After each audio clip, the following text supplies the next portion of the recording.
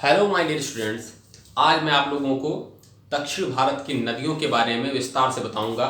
सबसे पहले हम कौन सी नदी के बारे में बात करेंगे।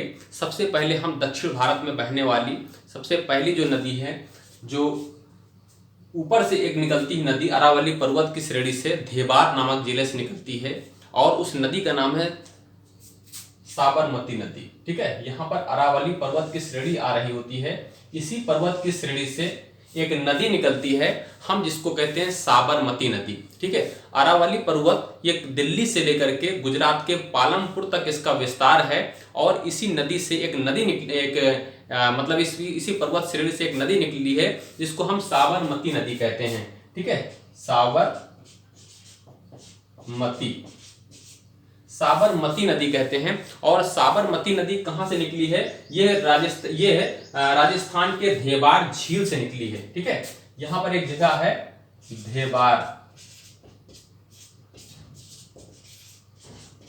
धेबार झील, राजस्थान के धेबार झील से यह नदी निकली है और निकल करके यह खंभात की खाड़ी में जाकर के समाहित हो जाती है। और इसकी हम कुल लंबाई अगर देखेंगे, कुल लंबाई बराबर 371 किलोमीटर है। जो साबरमती नदी है इसकी कुल लंबाई 371 किलोमीटर है। कौन सी नदी है? साबरमती है, सबसे पहली नदी। अब हम दोबारा दूसरी नदी देखेंगे। इसी अरावली पर्वत की श्रेणी से एक और नदी निकली है जिसको हम लूनी नदी कहते हैं। अब देखिए, लूनी नदी का भी उद्गम यहीं से हुआ है और ये जाकर के कच्छ के रण में मिल जाती है। अरावली पर्वत के निकट एक नाग पहाड़ से, यहां पर एक जगह है नाग पहाड़ नामक स्थान, नाग अरावली के पास दक्षिण पश्चिम क्षेत्र में, अरावली के पास दक्षिण पश्चिम क्षेत्र में नाग पहाड़ नामक स्थान से एक उसके दक्षिण पश्चिमी तरफ एक नदी बहती है जिसको हम लूनी नदी कहते हैं। और जो लूनी नदी है ये भिंडा ग्राम तक तो मतलब मीठे पानी की झील की नदी होती है। यह अपने उद्गम स्थान से लेकर के भिंडा ग्राम तक एक मीठे पानी की झील होती है, परंतु उसके बाद यह नदी जिस प्रकार से आगे बढ़ती है तो यह नदी खारे पानी की नदी हो जाती है। ठीक है, कहाँ तक है? भिंडा ग्राम तक यह मीठे पानी की नदी होती है, उसके बाद यह खारे पानी की नदी हो जाती है, जिसकी वजह से हम इसको खारे पानी की नदी कहते हैं। ये जो भारत में नदी है, जो कौन सी नदी है? लूनी नदी है। यह एक खारे पानी की नदी है। कहाँ तक ये सही है? ये भिंडा ग्राम तक, अपने उद्गम स्थान से भिंडा ग्राम तक यह नदी सही है, मतलब इसका पानी मीठा है, उसके बाद इसका पानी खारा हो जाता है। तो इसकी अगर कुल लंबाई हम देखेंगे,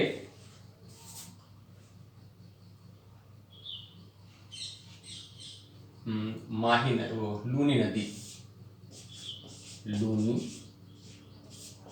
नदी लंबाई 495 किलोमीटर है।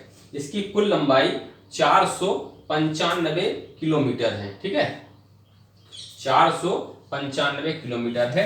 और राजस्थान में इसकी लंबाई 300, राजस्थान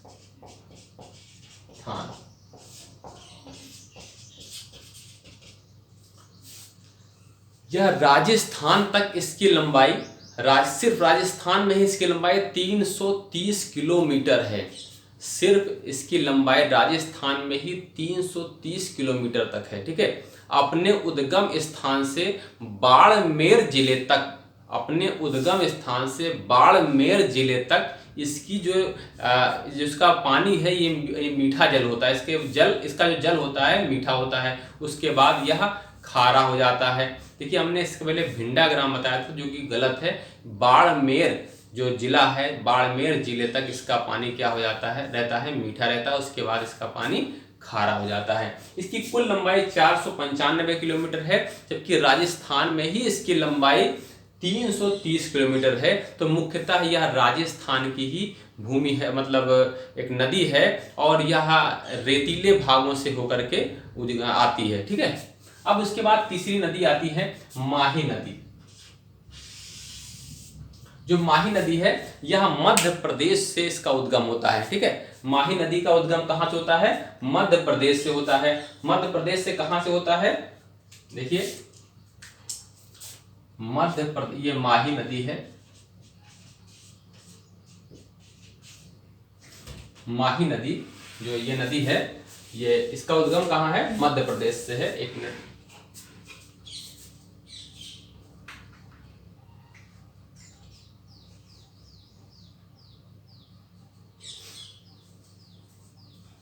देखिए माही नदी एक यहां पर एक मध्य प्रदेश में एक जिला है धार जिला।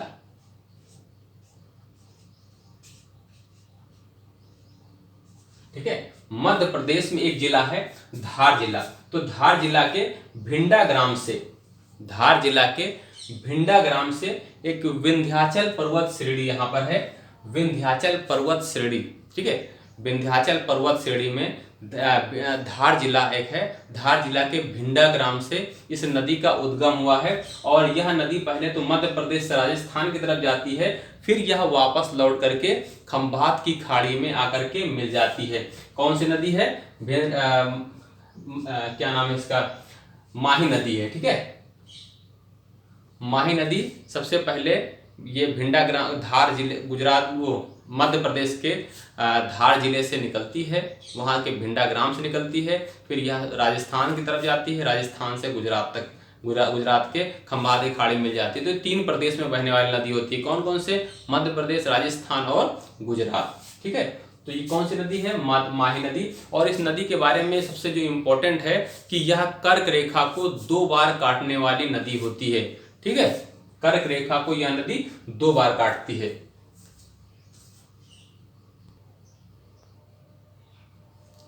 अब तीसरी नदी, इसके बाद की नदी जो आती है वो आती है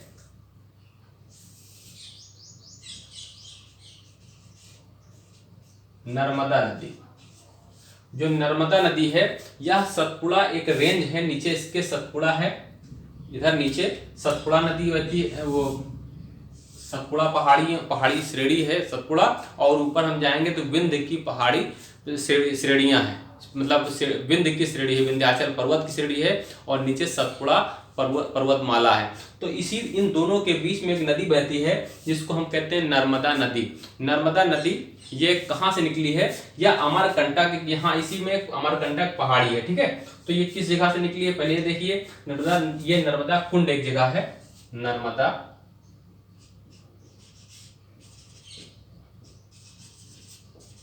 कुंड, नर्मदा कुंड एक जगह है। नर्मदा कुंड कहां पर है? ये अमरकंटक है। नर्मदा कुंड कहां है? अमरकंटक है। अमरकंटक कहां पर है? अनूपपुर जिले में है। अनूपपुर जिला कहां है? मध्य प्रदेश में है। ठीक है, नर्मदा नदी मध्य प्रदेश के अनूपपुर नामक जिले के अमरकंटक पहाड़ी के नर्मदा कुंड से होकर के निकलती है। कौन सी नदी? नर्मदा नदी। नर्मदा नदी मध्य प्रदेश के अनूपपुर जिले, ठीक है, कौन सा जिला है?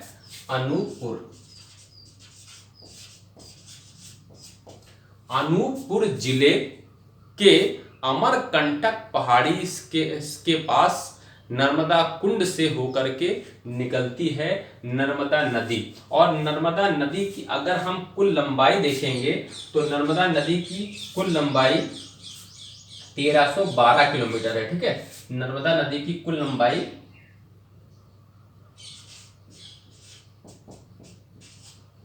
1312 किलोमीटर है। नर्मदा नदी की कुल लंबाई कौन सी है? 1312 किलोमीटर है। और इसका अगर मुहाना हम देखेंगे तो यह मुहाना है। मुहाना कहां है? यह भरूच जिला,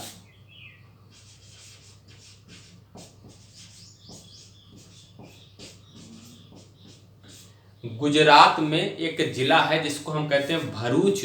तो भरूच जिला, गुजरात के भरूच जिले में यह नदी जाकर के गिर जाती है। कौन सी नदी है? नर्मदा नदी। नर्मदा नदी नर्मदा अनूपपुर के नर्मदा कुंड से होकर के निकलती है और जाकर के यह गुजरात के भरूच जिला में गिर जाती है। इसकी कुल लंबाई 1312 किलोमीटर है। ठीक है, तो ये नर्मदा नदी के बारे में हो गया। इसके बाद आता है ताप्ती नदी, ठीक है, ताप्ती।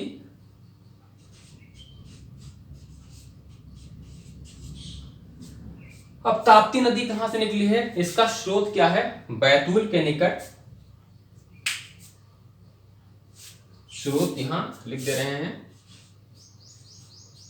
ताप्ती, स्रोत बैतूल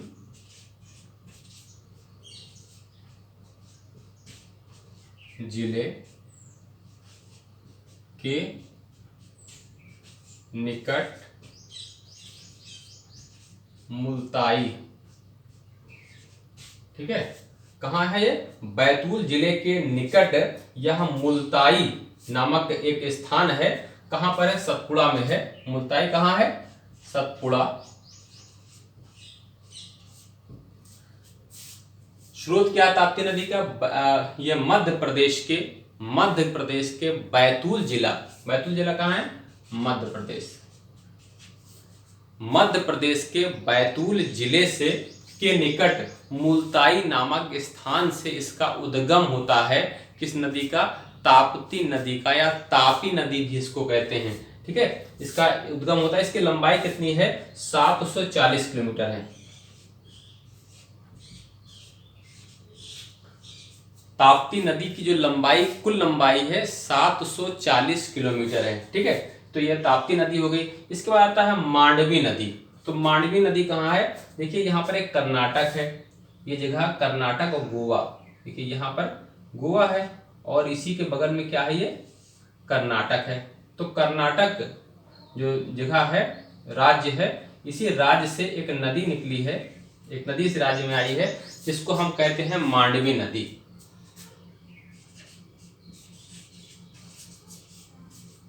मांडवी नदी कहाँ बहती है, कर्नाटक और गोवा में बहती है। तो मांडवी नदी देखिए क्या है इसकी विशेषता,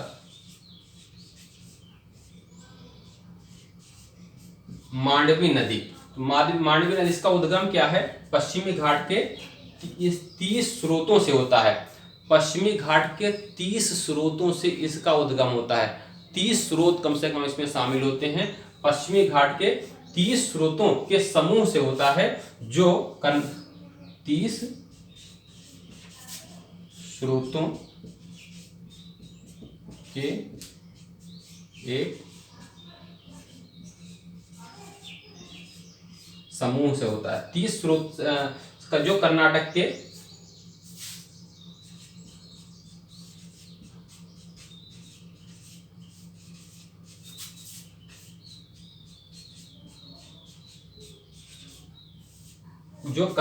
के बेलग्राम के निकट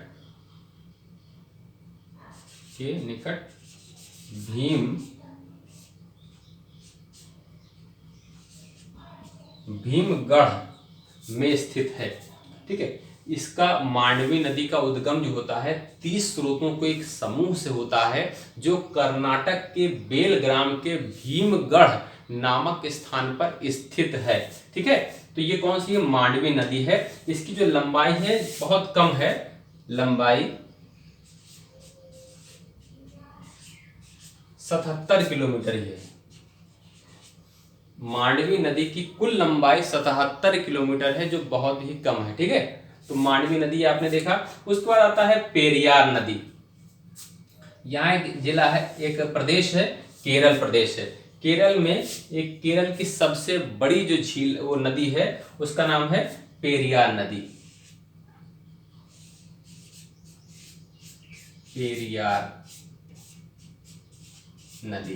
तो पेरियार नदी कहां पर है, ये दो स्थानों पर या 2 राज्यों में से होकर बहती है।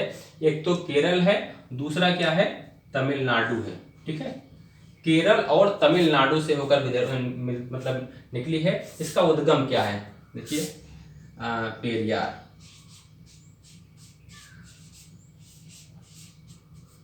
उद्गम, इसका उद्गम स्थान जो है ये शिवगिरी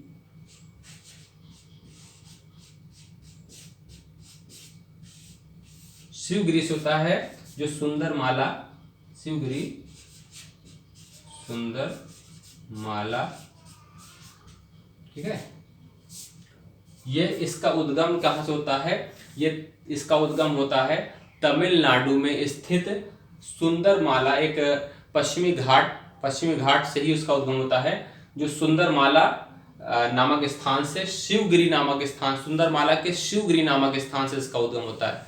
ठीक है, तमिलनाडु के सुंदरमाला के शिवगिरी नामक से इसका उद्गम होता है पेरियार नदी का। ठीक है, कहाँ से होता है? तमिलनाडु के सुंदरमाला के शिवगिरी नामक स्थान से पेरियार नदी का उद्गम होता है। और जो पेरियार नदी है यह केरल की सबसे बड़ी नदी है। ठीक है, इसकी लंबाई क्या है और ये कहाँ पर गिरती कहाँ है? तो ये गिरती कहाँ है? अरब सागर में गिरती है। ठीक है, और अरब सागर से पहले एक वेम्बनाड झील है। इसका मुहाना कहाँ है? मुहाना है वेम्बनाड झील। वेम्बनाड झील, ठीक है, वेम्बनाड झील में ही इसका मतलब उसमें उसी में समाहित हो जाती है। ठीक है, इसका मुहाना कहाँ है? वेम्बनाड झील है। ठीक है, पेरियार नदी का मुहाना वेम्बनाड झील है। और यहीं पर यहाँ पर एक बहुत परियोजना है जिसको हम पेरियार जल विद्युत परियोजना को कहते हैं, जिससे पूरे केरल में विद्युत की सप्लाई होती है। क्या नाम है उसका? पेरियार जल विद्युत परियोजना। और यहीं पर इसी नदी पर एक बांध बना हुआ है जिसको हम कहते हैं इडुग्गी बांध। इसी नदी पर, पेरियार नदी पर ही एक बांध बना हुआ है जिसको हम इडुक्की बांध कहते हैं। ठीक है, इडुक्की बांध कहते हैं, इसी नदी पर बना हुआ है। ठीक है, और यहीं पर, इसी जगह पर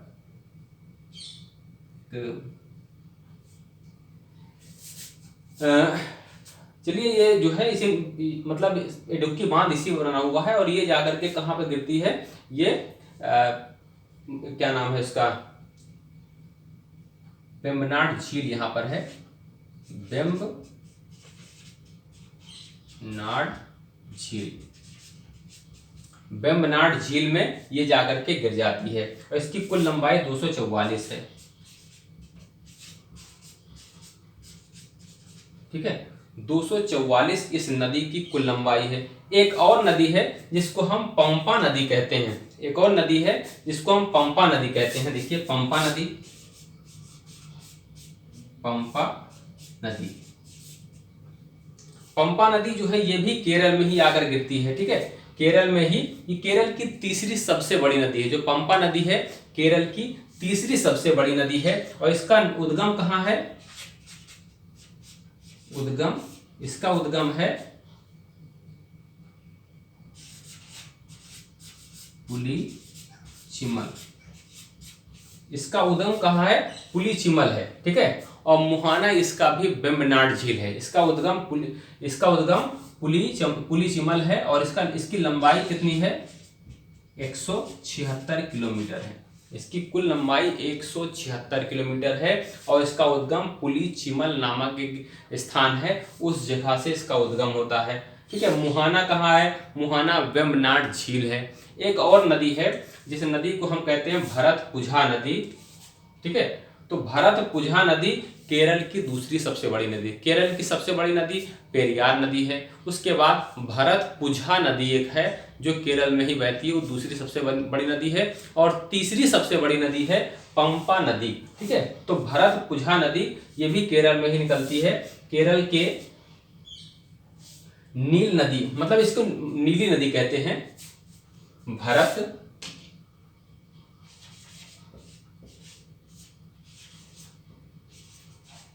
पुझा नदी। ठीक है,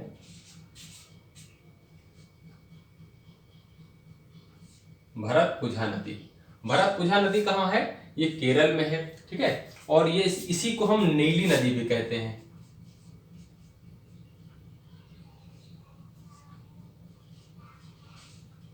भरतपुझा नदी को ही नीली नदी कहा जाता है। ठीक है, भरतपुझा नदी को नीली नदी कहा जाता है। ये केरल की दूसरी सबसे बड़ी नदी है। इसकी लंबाई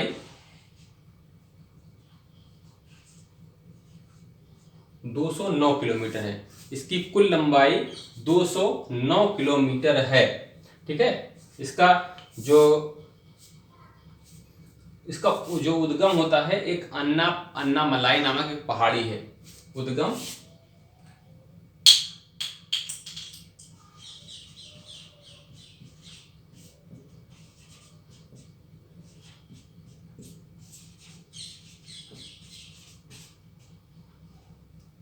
इसका उद्गम अन्नामलाई पहाड़ियों से ही होता है।